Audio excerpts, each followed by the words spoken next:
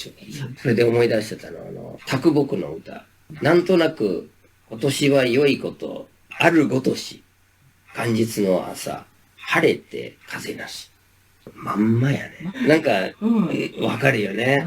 結構元日の朝、晴れて風がないっていうこと多いんだよね。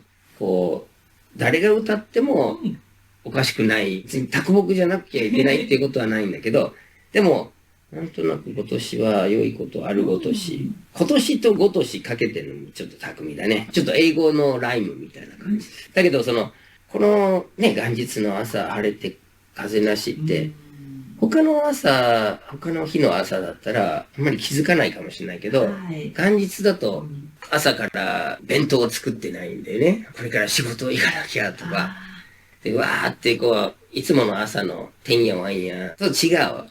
日本の場合は、料理をいっぱい作っておくんだよね。その料理があって、この歌があるなと思って。で、日本は